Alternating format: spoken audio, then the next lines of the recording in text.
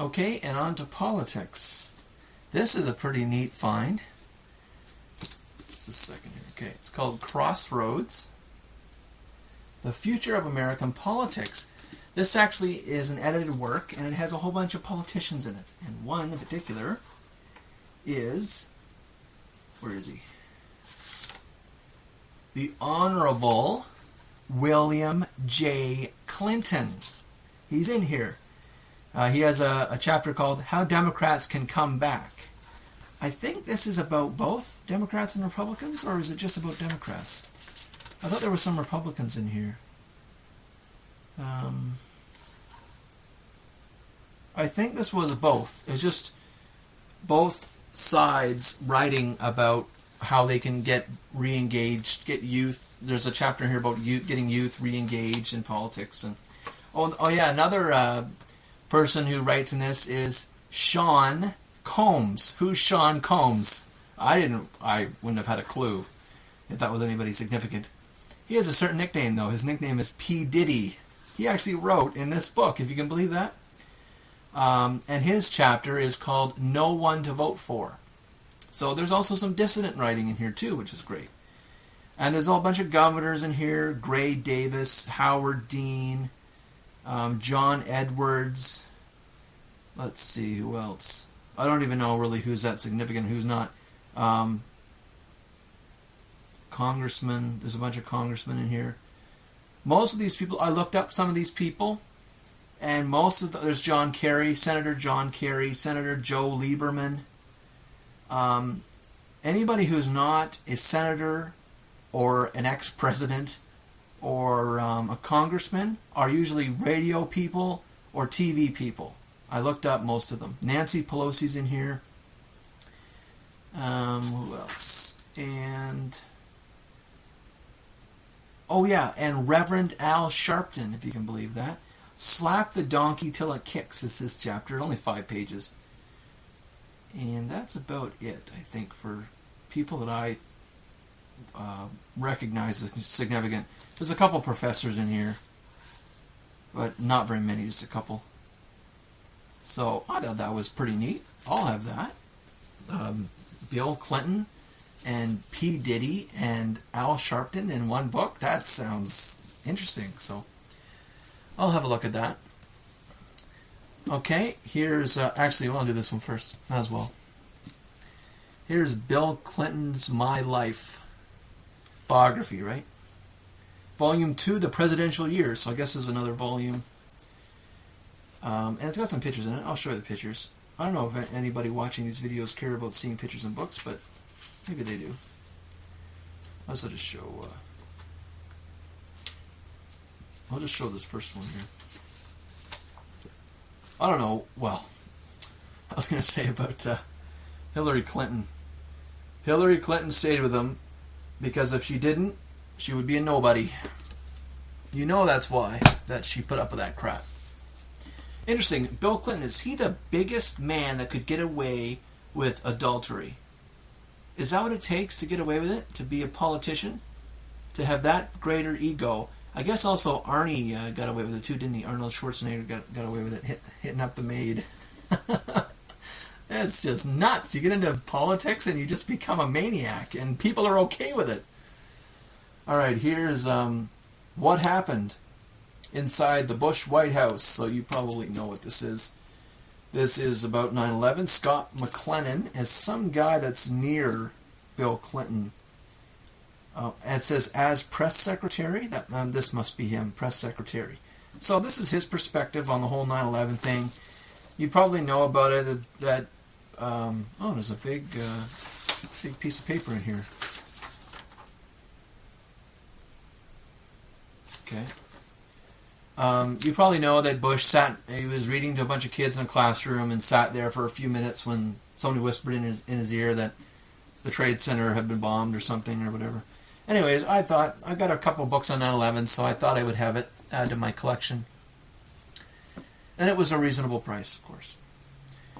Here's Partners in Command by Mark Perry. This is about George Marshall and Dwight Eisenhower. And I read the first couple pages of it, And they were comparing, let me just find it here. I read the prologue, and they were comparing, I think I might have made a note in here. I put a line here. It says here that the history of the Army of Northern Virginia in its greatest moment is defined by the partnership of Robert E. Lee and Thomas Jonathan Jackson. Was that the Stonewall Jackson guy? Their meeting at Chancellorsville, both real and symbolic, marked an apogee of the partnership, the moment when the two men saw clearly on the map before them the road to victory. Lee chose Jackson to lead the fight because he knew that in Stonewall he had found a perfect reflection of his own vision and a man who understood, as he did, what was at stake. So, too, in Dwight Eisenhower, George Marshall found a commander with the insight to direct the army that he built. In time, the partnership grew even beyond that of Lee and Jackson, so that Marshall and Eisenhower needed no map between them, but understand instinctively what needed to be done and how to do it. Just as the greatest victory in the history of the South is defined in the partnership of Lee and Jackson, so too the greatest victory in the history of our nation is defined in the partnership of Marshall and Eisenhower. I thought that was very well written and very well introduced. And now you want to read more, right? So this is, of course, World War II, right? World War II. So I thought that was neat. Worth having. Okay, the late Margaret Thatcher died recently, a few days ago, actually. Life, mother, and politician. This is by Penny Junor. Yeah, Penny Junor. This was written in 84.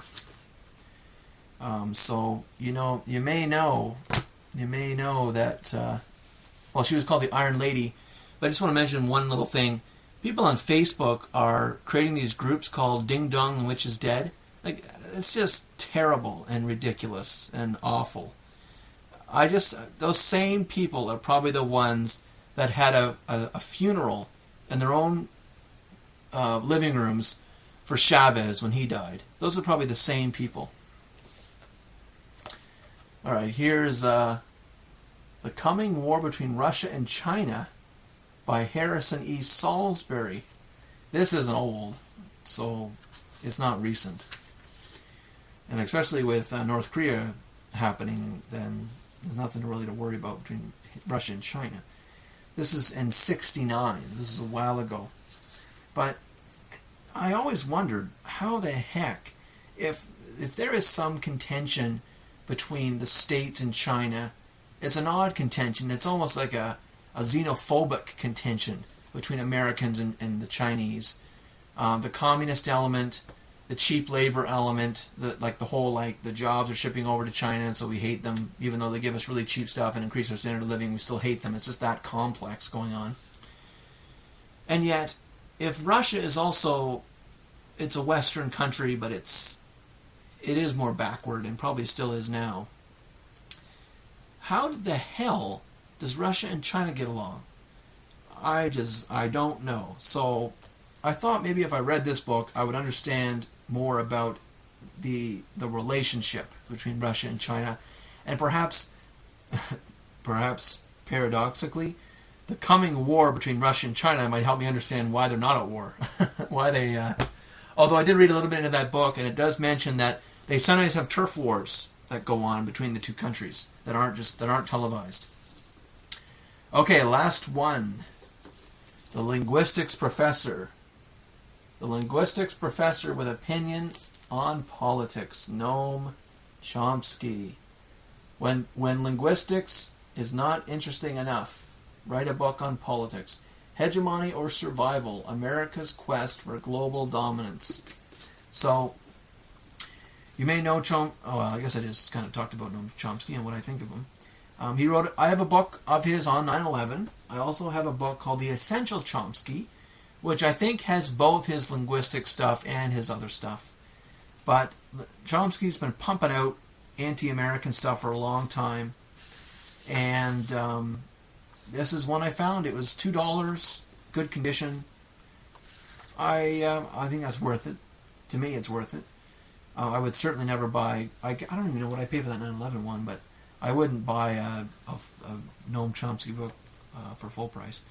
But anyways, this is a book critiquing U.S. foreign relations and imperialism.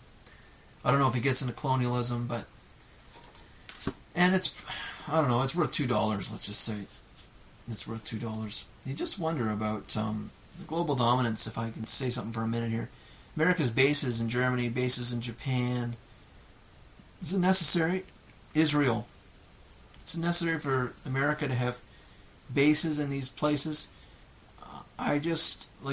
If Americans pulled their troops away from Israel, from South Korea, from Japan, from Germany, what would happen?